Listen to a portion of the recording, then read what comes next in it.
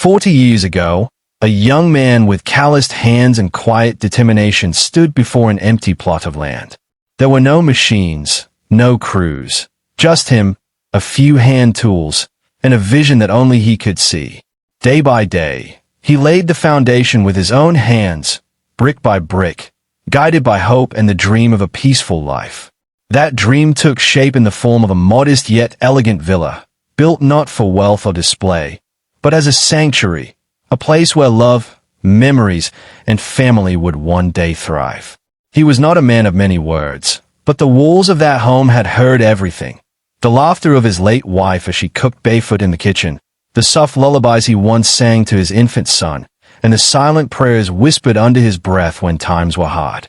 The villa had become his diary, each crack in the floor a story, every creaking stair a memory. Time passed. His children grew up, built their lives, and sadly, left too soon, one to illness, the other to a sudden accident. The grief almost broke him, but then came a spark, his grandson, a fragile, wide-eyed boy who looked too much like his father. From that day on, the grandfather's life found new purpose. He didn't just raise the boy. He poured into him every lesson of kindness, respect, and quiet strength he knew. The villa became their shared world, a warm space filled with second chances.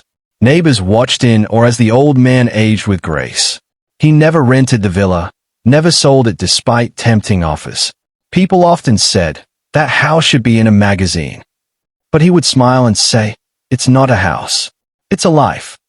The villa wasn't perfect. The paint had chipped, the roof had been patched a few times, and the garden sometimes overgrew. But to him, it was sacred ground. He believed legacy wasn't about what you leave behind, but what you build into others. And he thought, no, he trusted, that the boy he raised like his own son would someday understand that. He didn't know, then, that even sacred things can be stolen, not by strangers, but by those you once held with trembling love. The change didn't happen overnight. In fact, it crept in so slowly that, at first, the grandfather blamed himself. Maybe the boy was tired. Maybe work was stressing him. Or maybe, just maybe, he was becoming a man and needed space. That's what the grandfather told himself the first time his grandson missed dinner without calling.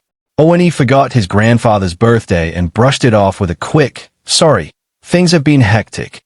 But deep down, something else had shifted, something colder. It started after the wedding.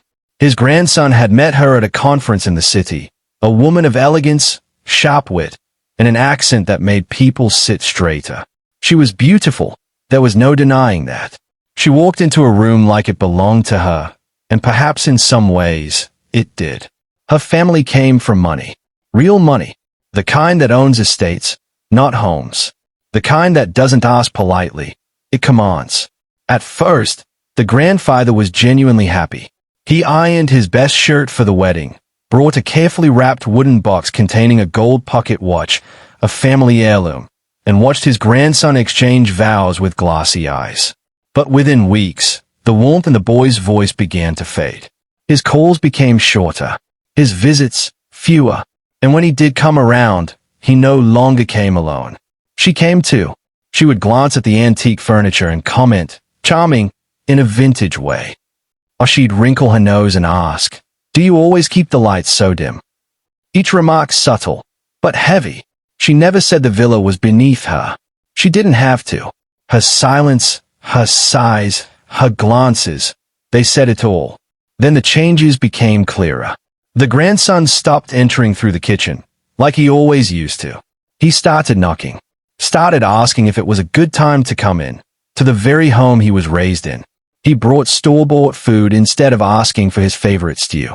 He wore cologne too strong and suits too tight. And worst of all, he stopped calling him Papa. Now it was just Granddad. The old man noticed it all, not with bitterness, but with the kind of quiet ache that comes when you realize something precious is slipping away and there's nothing you can do to stop it. Once, during a family lunch, the grandfather told a story about how he once walked 8 miles to deliver a job application. The grandson laughed awkwardly and said, "That's such a classic old man tale." The room fell quiet. The old man smiled gently, but something inside him cracked. The wife smirked and added, "You know, in my family, we believe in adapting with the times." Adaptation. That word haunted the grandfather. As if love had to change. As if respect had an expiration date. Soon, even the villa became a target. The grandson began making suggestions. "You should consider remodeling this place. Let me bring in someone to fix the garden. It's a little wild. Wouldn't this space look better open plan?" But what he really meant was, "Let's make this house ours." The grandfather would nod softly, say, "We'll think about it," then retreat into the silence of the living room, where his memories lived untouched. It wasn't just distance that had grown between them. It was disconnection, a severing of values. The boy he once raised with bedtime stories and moral lessons was now a man searching for validation in the eyes of someone who didn't understand, or respect, where he came from. And little did the grandfather know, this was only the beginning. It began with curtains. One afternoon, the grandfather returned from the market to find the old velvet drapes replaced with colorless ones that made the room feel sterile. The embroidered ones, the ones his wife had sewn by hand years ago, were folded and stuffed in a cardboard box near the stairs. No one asked his opinion. No one told him why. When he asked about them, the wife waved her hand and said lightly, "They were too dusty. We needed something fresh." It was the first of many small invasions. A few weeks later, he noticed that the family photos had been moved. His wedding portrait, once proudly displayed above the fireplace, was now tucked into a hallway corner behind a decorative vase. In its place hung an abstract canvas, the kind of art that meant nothing, said nothing, and cost far too much. He said nothing. He only stayed for a while, then walked back to the kitchen, his footsteps suddenly heavier. Her changes came wrapped in compliments, dipped in condescension. "We love this space," she'd say. "It just needs to be properly modernized." Or, "Imagine how much value this place could have if it were managed correctly." She brought in an interior designer once, a young woman with slick hair and a clipboard. The grandfather heard them whispering as they walked through his hallway. This could be knocked out entirely. Make space for a bigger lounge. Another voice replied, "We'll just need the signature once the papers are finalized." Signature? What papers? The tension escalated when, without warning, her parents arrived. Luggage in tow. Smiles wide. They waltzed in like owners, not guests. She greeted them with champagne glasses and the words, "Welcome to your new second home." The grandfather stood frozen at the edge of the staircase, watching strangers kiss each other in his living room. No one asked him. No one told him. His villa, the one he built with his bare hands, had become a boarding house for people who had never lifted a single stone. They brought their own food, their own servants, and even moved furniture to make it more accessible. The grandfather's favorite reading chair was pushed into the storeroom. His radio was unplugged, replaced by a Bluetooth speaker that filled the house with thumping bass. One evening, unable to sleep, he stepped out into the hallway. That's when he heard it, behind the guest room door. "They'll never ask questions," the wife whispered. "He's old and tired. Once the paperwork is done, it's ours, free and clear." The name change should be easy. A chill ran through his spine. The next morning, she was all smiles at breakfast. Asked him how he liked the new table runner. Served him tea with a slice of imported lemon. He said thank you. And in that moment, she thought she had won. But what she didn't know was that the man across the table, the one she saw as fragile and outdated, had once built this house brick by brick. And he wasn't as forgetful as they hoped. He remembered everything, including where he kept the old documents, the notarized records, and the phone number of the lawyer who owed him a favor. He didn't speak. He didn't fight. He just watched. Because some wars are not won by raising your voice. They are won by knowing exactly when to act. It was a Sunday morning, the kind of morning where sunlight filtered gently through the windows and the scent of brewing tea filled the house. The grandfather sat on the porch, sipping slowly, enjoying the quiet rustle of the garden he had tended for decades. He wore his usual sweater, the one with frayed elbows and a faded pattern, and he hummed a song his wife used to hum while tending to the roses. He didn't know the world was about to shift beneath his feet. His grandson arrived, not alone. His wife walked in first, sharp heels clicking on the wooden floor, clutching a slim folder in one hand and her phone in the other. The grandson followed, eyes a little too stern, voice a little too firm. "Granddad, can we talk?" He nodded and motioned for them to sit, but they remained standing, a power move, deliberate and rehearsed. The wife placed the folder on the table between them and opened it, revealing a set of legal documents clipped neatly together. The grandson cleared his throat and said, "We just need you understanding here." The grandfather leaned forward slightly, squinting at the papers. It took him a moment, but he recognized his own signature at the bottom of one of the pages. "This is," he began. "Property transfer," the wife cut in. "You signed it a few months ago. Remember? When we were helping you with your insurance updates. It was included in the bundle, for future planning." The words sat in the air like smoke. "I thought that was for health coverage," he said, still calm. "I didn't know." Everything was clearly explained. The grandson interrupted, too quickly. "We made show of it. You were there. You signed. It's done." The old man looked down at the table. He wasn't angry. He wasn't confused. But something behind his eyes faded, like a curtain drawn over a view he once loved. The wife stepped closer. Her voice was low, almost sweet. "From today, this house is legally under our control. My family will be moving in soon. We've already arranged for their belongings to be brought here next week." There was a long pause, and then she added, slowly, as if speaking to someone hard of hearing, "This is theirs now. You are not allowed to come." That's when it happened. The grandfather looked up and smiled. A small, gentle smile. Not bitter, not sarcastic, just peaceful. He stood slowly, folded the corner of the newspaper still lying beside him, and set his teacup down with steady hands. No trembling, no outrage, just silence, the kind that doesn't beg for justice because it knows justice is coming. "I see," he said softly. Then he reached for his coat hanging by the door, slipped it on, picked up his cane, and walked to the threshold of the house. No one stopped him. The wife exchanged a quick glance with her husband, eyebrows raised in smug satisfaction. At the door, the grandfather paused. His eyes swept over the living room, now foreign, rearranged, lifeless. He didn't look at them again, didn't ask why, didn't plead. He simply stepped out into the open air, shoulders still straight, eyes still clay, and he walked away. He didn't take anything with him. No suitcase, no keys, not even his old wristwatch. He left the house as it was, because he knew it no longer held the memories they tried to erase. He didn't slam the gate. He didn't call anyone. But something in the way he walked, calm, certain, unshaken, carried a quiet warning. You may have taken the house, but you've invited a storm you'll never be ready for. Because the man you just betrayed was never just an old man. He was the foundation. And when the foundation moves, everything above it begins to tremble. The room was small, barely large enough for a bed, a chair, and a tiny kitchenette. But it was enough. The walls were bare, the ceiling creaked, and the faucet dripped at night. Yet, for the first time in a long time, the silence felt different. It wasn't heavy with disappointment or betrayal. It was clean, honest, unburdened. He rented the apartment under a different name, something simple and forgettable. No one asked questions. The landlord, an elderly woman with crooked glasses and a soft heart, handed him the keys with a smile and said, "Welcome home." He nodded gently and replied, "Thank you." It wasn't the villa.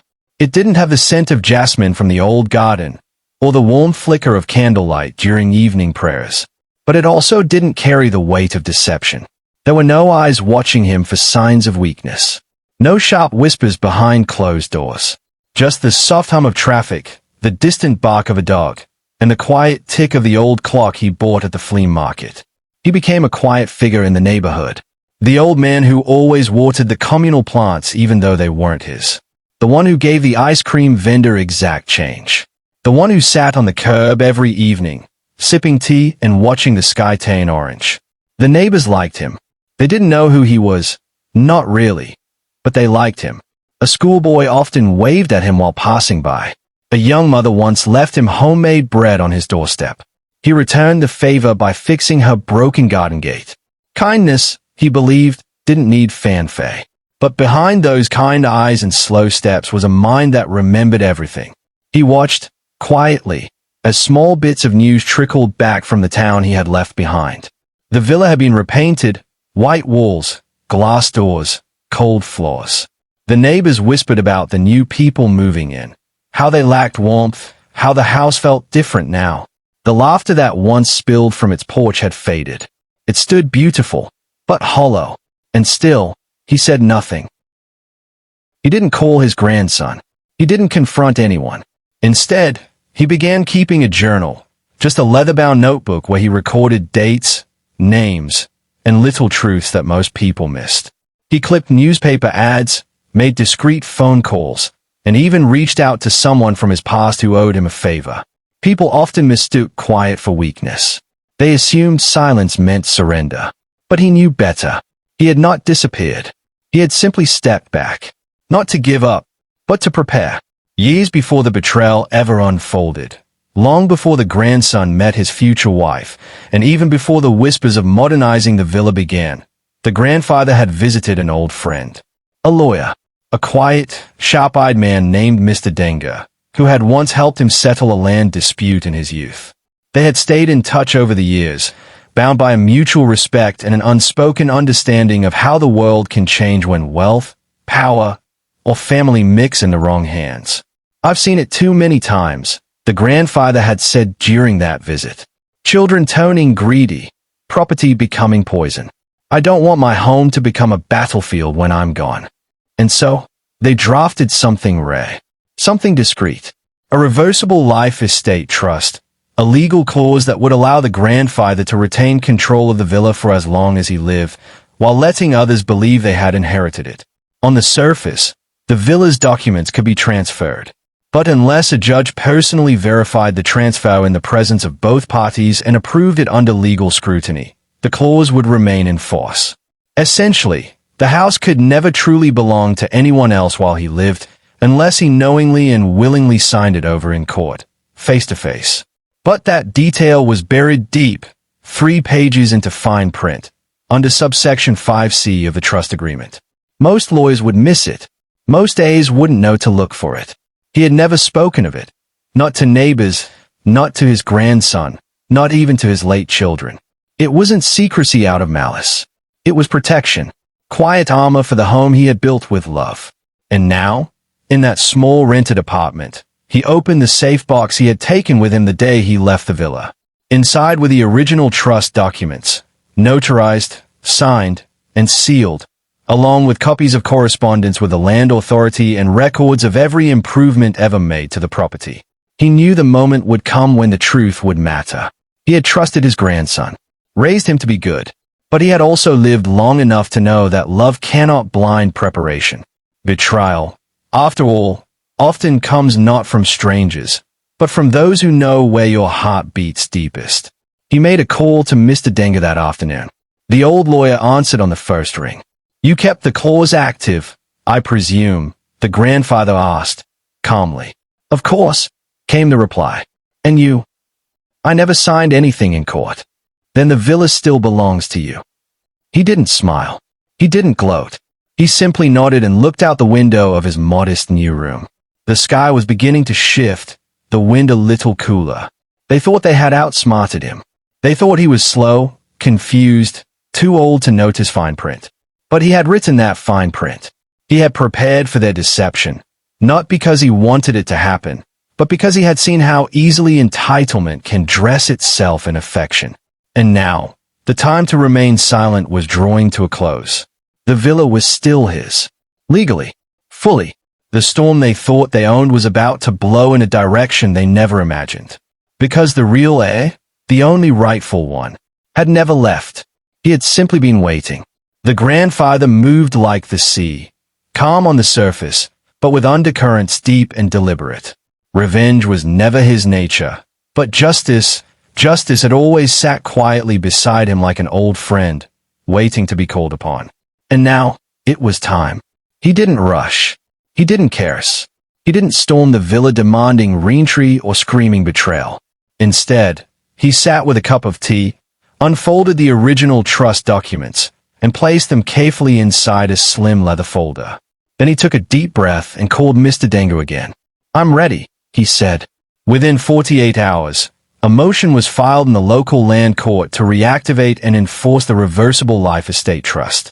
The clause had always been valid, but now, with legal notice, it would trigger an automatic freeze on the property, suspending all transfers, renovations, and new occupancy until court review. The lawyer also sent out notices of injunction to the grandson and his wife via their attorneys, the kind of envelope that arrives by hand, requiring signature, the kind that makes people pause mid-laughter. The grandfather didn't wait for their reaction. He turned off his phone, changed his mailing address, let the silence grow. Meanwhile, inside the villa, the wife's family was abuzz with excitement. Rugs had been ordered from Morocco. A new chandelier was selected online. Her father boasted to friends, "My daughter married well. We now have a vacation home, estate level." Boxes piled in the hallway. Movers were scheduled. A decorator had already visited to assess which walls could be knocked down.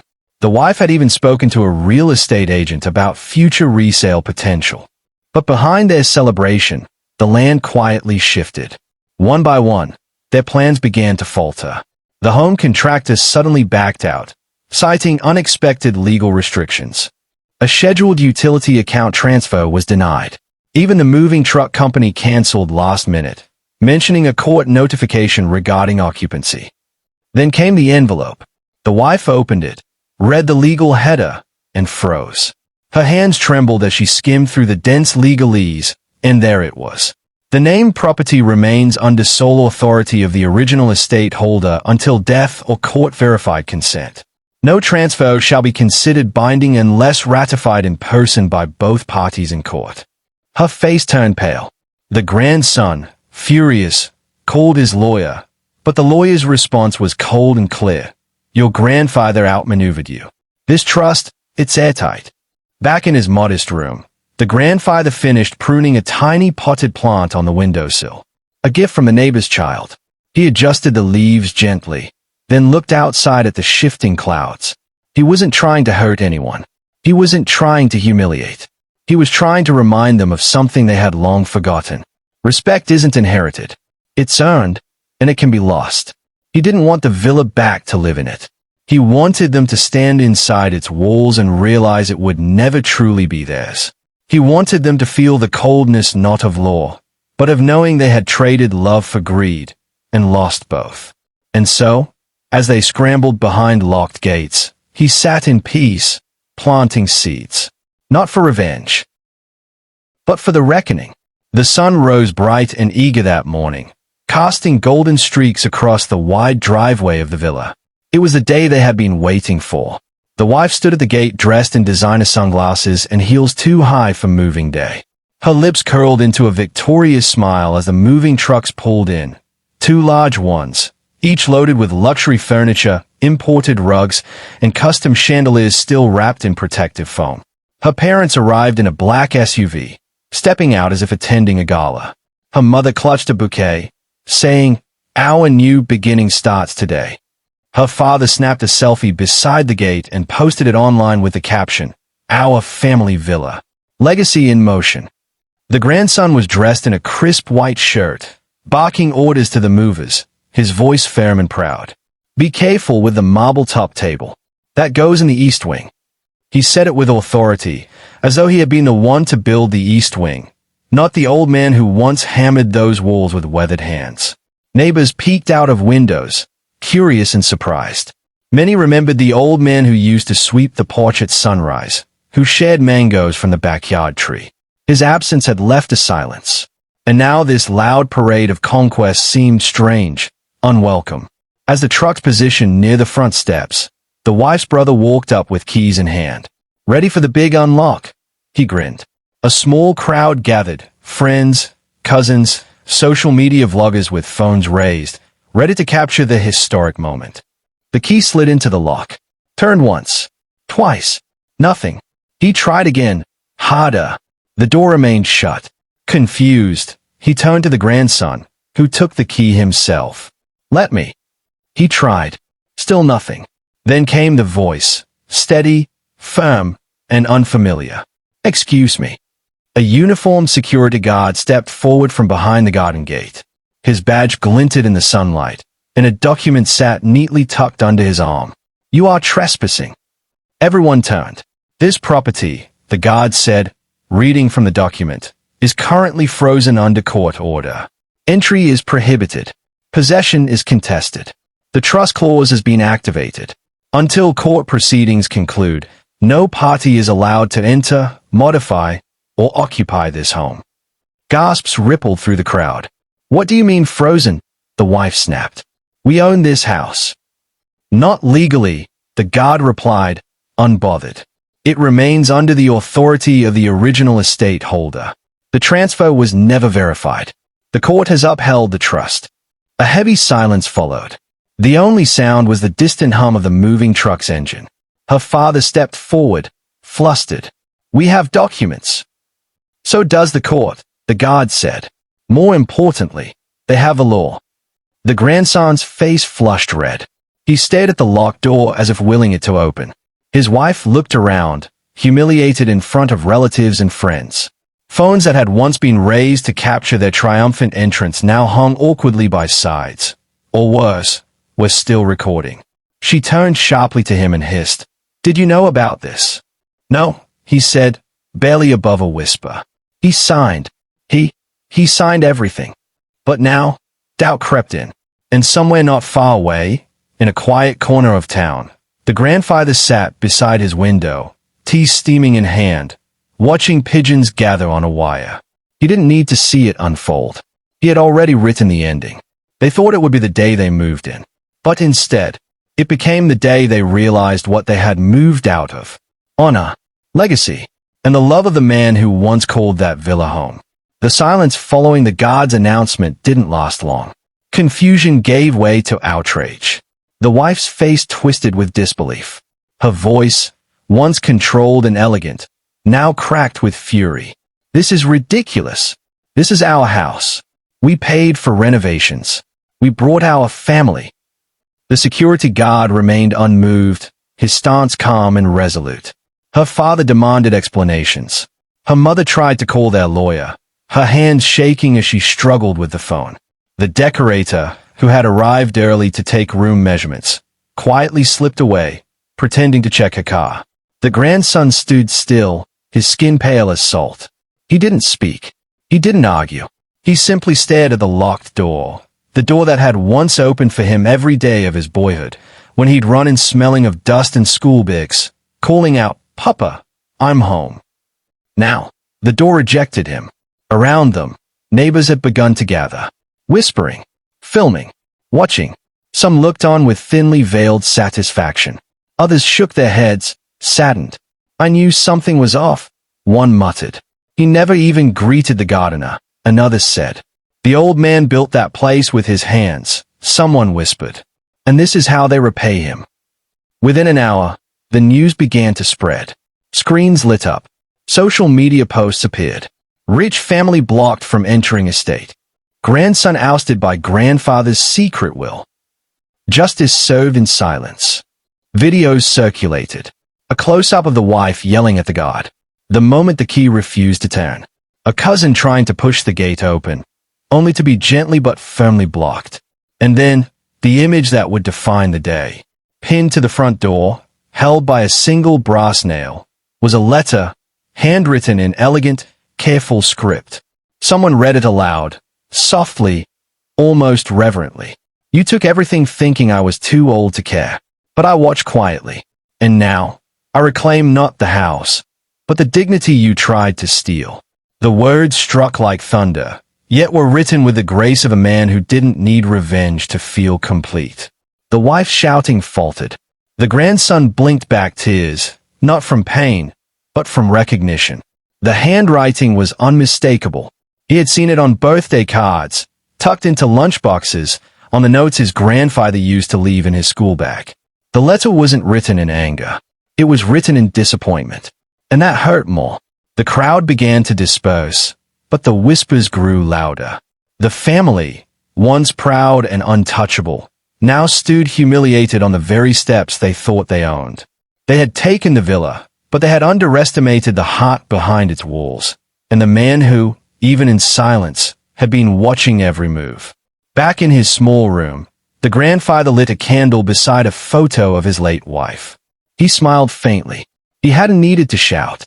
He hadn't needed to fight. He had simply let the truth arrive when it was ready. And now, it had spoken, through ink, through law, and through the silence they mistook for surrender. The courtroom was quiet, the kind of quiet that feels like it's holding its breath. At the center sat the grandfather, dignified in his simple gray suit, shoulders straight, expression calm. On the opposite bench, the grandson, his wife, and her parents whispered in frantic tones to their legal team, their polished confidence from weeks ago now visibly cracking. The gallery was full. Local press had shown up. Neighbors, curious citizens, and even distant relatives had come to witness what many were calling a historic inheritance reversal. The judge entered, took her seat, and flipped through the file with practiced precision. "Before we proceed," she said, her voice faint but even, "let us establish the matter of ownership and intent." The grandfather's lawyer, Mr. Denga, rose and presented the documents, including the original reversible life estate trust, the notarized timeline, and proof that no court-approved transfer had ever taken place. Every date matched, every clause upheld. The trust, though buried in fine print, was ironclad and binding. Then came the twist. Mr. Denga introduced a handwriting expert who testified that the signatures on the new ownership transfer were inconsistent with the grandfather's writing style. When asked directly, the grandfather responded gently, "I was told it was insurance paperwork. I trusted them." The courtroom murmured. The grandson's lawyer attempted to counter, citing good faith and misunderstanding, but the judge was not moved. She held up the documents and read aloud a line from a handwritten note found on one of the original forms. "He won't read all this. Just explain it away." It was in the wife's handwriting. The air turned colder. A digital forensics expert testified that several email records had been deleted from the grandson's account, emails that had coordinated how to ensure grandfather didn't ask questions. It was more than deception. It was premeditated manipulation. The judge looked at the grandson. "You betrayed not only a man who raised you," she said slowly, "but also the ethical trust every family rests on. The court finds your conduct malicious and your actions in breach of fiduciary duty." Her ruling came down with quiet finality. The villa would revert permanently to the grandfather under full uncontested ownership. All rights to inheritance from the estate, current or future, were revoked from the grandson. The wife's family was barred from making any future legal claim or filing a countersuit. A note would be filed in the National Registry. Ownership dispute resolved in favor of original estate holder. Any future attempt to transfer without explicit approval shall be denied automatically. Then, the judge turned to the grandfather. "Would you like to pursue damages or file for criminal fraud?" There was a hush. Everyone turned to look at him. He stood slowly, not a tremble in his voice. "No, Your Honor. I ask only one thing, permanent disassociation." The judge raised an eyebrow. "I want no further contact, no apologies, no arrangements. Let them go their way, and I'll go mine. That will be enough." The courtroom was silent again, but this time, not out of suspense. Out of respect, because the man they had once dismissed as too old, too slow, too quiet, had just dismantled them with grace they could never imitate. Outside the court, reporters tried to swarm the grandfather, but he simply walked past them, cane in hand, nodding politely to strangers who now knew his name. He had reclaimed his home, but more importantly, he had reclaimed something far deeper. His peace, his power, and his right to walk away, not as a victim, but as the only one who remembered what dignity truly meant. The villa stood tall once again, but this time, not as a private estate or guarded trophy. Its gates opened wide, not for celebration, but for purpose. Within weeks of the court's ruling, the grandfather made a quiet, surprising decision. He donated the entire property to a local foundation that supported abandoned elders. No press conference. No grand announcement. Just a signed deed, a gentle handshake, and a quiet walk back to his modest apartment. The foundation transformed the villa into something rare and beautiful, a sanctuary for elderly souls who had been cast aside by their families, left in understaffed homes or on the streets. The rooms once filled with greed now echoed with laughter. The halls once silenced by pride now held conversations of memories, poetry, and wisdom. Each bedroom was repainted, not in sterile white, but in warm earth tones. Photographs of the elders lined the walls, portraits taken in the garden, near the same trees the grandfather had planted decades earlier. Their names were engraved in bronze on small plaques beside the doors. Every life mattered here. Children from nearby schools began to visit every Thursday. They sat cross-legged on the floor, wide-eyed, listening as the elders shared stories of old marketplaces, independence marches, wartime rationing, and the lost art of handwritten letters. The villa became a living museum, not of artifacts, but of experience. And there, in the heart of it all, was the grandfather. He didn't manage the place. He didn't need a title. He simply showed up every morning with a thermos of tea and a soft smile. Sometimes he'd sit under the guava tree in the courtyard, reading old journals. Other times, he'd help mend someone's broken glasses, or quietly refill the bird feeders strung near the back porch. Everyone called him Baba. Children ran to hug him when they arrived. New residents gravitated toward his calm. He had become a beacon, not because he demanded it, but because he radiated what the world had forgotten: grace without noise, wisdom without ego. One afternoon, a little girl asked him, "Baba, do you live here?" He smiled and replied, "No, my dear. I built this place to live in you." She didn't understand it fully. Not yet, but one day she would. As for his grandson and the wife's family, they vanished from the public eye, too ashamed to return, too proud to apologize. Their names no longer echoed in that villa. Their voices no longer claimed its walls. Instead, it belonged now to those who had never expected anything, but gave everything. And the man who had once built a house brick by brick had finally built something far greater. A home, for the forgotten, for the kind, and for those who never stopped believing in love without conditions. It was a quiet afternoon at the villa, or what was now known as the home of second chances. The sun filtered gently through the mango trees, casting dappled light on the courtyard where elders sat playing chess, children skipped rope, and stories unfolded like old songs rediscovered. Then a car pulled up, not flashy like before, but modest, aged, and slightly dented. The man who stepped out was thinner than he used to be. His shirt no longer crisp. His shoes no longer polished. The once confident grandson now looked around hesitantly, unsure of where he belonged. He hadn't returned since the court's ruling. Word had spread quickly after the verdict. His wife's family disowned him. She filed for separation. The business opportunities dried up, reputation, it turned out, couldn't be bought back.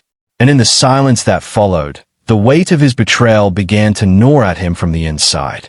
Now, standing before the gates of the villa he once tried to steal, he felt smaller than ever. He walked in slowly, heart pounding. No one stopped him. The staff recognized him, but didn't greet him. They had heard too much, seen enough. He wandered through the front yard, where laughter echoed from a group of children learning to garden. The air was warm, filled with the scent of fresh-cut grass and something even deeper, peace. Then he saw him, the grandfather, sitting beneath a neem tree, surrounded by two boys playing with paper boats in a basin of water. He looked older, gentler, but somehow brighter. A man reborn through simplicity. The grandson walked toward him, unsure of what to say. But before he could speak, the grandfather stood up slowly and turned away, walking toward the back of the courtyard without a word. It stung, worse than a slap. But the grandson didn't follow. He didn't beg. He just stood there, crushed under the silence. Then, from behind, a small hand tapped his leg. A little boy, no older than 7, held out a rolled piece of paper tied with string. "He said to give you this," the child said quietly, eyes kind but knowing. The grandson took it, unrolled it, and stared. It was a blueprint, the original architectural sketch of the villa, complete with handwritten notes in the margins. Front porch must face the morning sun. Garden space here. Window by the kitchen for her roses. At the bottom, in elegant ink, was a single line. You tried to erase the roots, but I replanted them. His hands trembled. He knew instantly what it meant. The home hadn't been saved through legal tricks or angry retaliation. It had been reborn through purpose, transformed into something his greed could never touch. The roots he tried to rip out had been buried deeper, stronger, now growing in hearts that respected legacy. The grandson folded the blueprint and held it close to his chest. Tears formed, not out of defeat, but understanding. This was the answer to the forgiveness he never received. You cannot reclaim what you never nurtured, but you can learn from what you almost destroyed. He turned and walked away slowly, his head low, not from shame alone, but from respect. The villa remained behind him, alive, filled, flourishing. And in the distance, under the shade of the neem tree, the grandfather watched, eyes soft, heart steady. Some lessons don't need words, just time. The sun rose gently over the villa, its rays filtering through the lush leaves of the mango tree that stood at the heart of the courtyard. Old, rooted, and proud. Children's laughter floated through the air like music, weaving between the columns of the veranda and spilling into the hallways. The walls, once silent, cold, and stripped of warmth, now echoed with life, not because of what was inside, but because of who was inside. Elders sat beneath colorful umbrellas playing cards and sipping cool drinks. Volunteers bustled between rooms with trays of tea and bowls of fruit. In one corner, a young girl read a story aloud to a woman who used to teach literature but had long forgotten the sound of her own words. In another, a boy shyly handed a drawing to an old man who hadn't received a gift in years. The villa, once seized in greed, now flourished in love. It had been restored, not to its original form, but into something greater, a living legacy. The house no longer served one name or bloodline. It served the forgotten, the gentle, the ones who had nowhere else to go but still had so much left to give. And in the middle of it all, under the wide arms of the mango tree, sat the grandfather. He wore his familiar sweater and held a ceramic cup in his hand. Steam rose slowly from the tea, curling into the morning light. His cane rested by his chair, unused. Around him, children played with painted stones, building tiny castles in the sand. An elder hummed an old lullaby on a nearby bench. Every now and then, someone would walk up to him, a child, a staff member, a visitor, and simply nod or place a hand on his shoulder. No words, just presence. He smiled faintly, not wide, not showy, just enough to say, yes, this is what it was meant to be. There were no photos of him on the walls, no plaques in his name. He had refused all of it. The only place his story lived now was in the hearts of those who sat with him, listened, and passed it on in laughter, in silence, in service. The villa had become a lighthouse, and he, the keeper of its flame. He no longer thought of what was taken from him. Instead, he reflected on what had grown from the betrayal. The greed of one grandson had been the seed for 100 new connections. The hurt had been real, yes, but in its place, something unshakable had taken root. People now called the villa the Garden House. Not for its architecture, not for its history, but for what it grew. Dignity, memory, second chances. A small boy ran up to the grandfather with a mango in his hands, peeled and sliced, cheeks bright with joy. "Baba, taste this. It's the sweetest one." He chuckled softly and took a bite. It was sweet, not because of the fruit, but because it was shared. In that moment, time stood still. No courts, no signatures, no inheritance battles. Just a home, living, breathing, laughing. And then, as the camera slowly panned across the villa, the garden, the children, the elders, the laughter, a quiet voice echoed in the background like a final thought whispered into the wind. Sometimes, losing the house is how you return home. And sometimes, silence holds the loudest justice of all.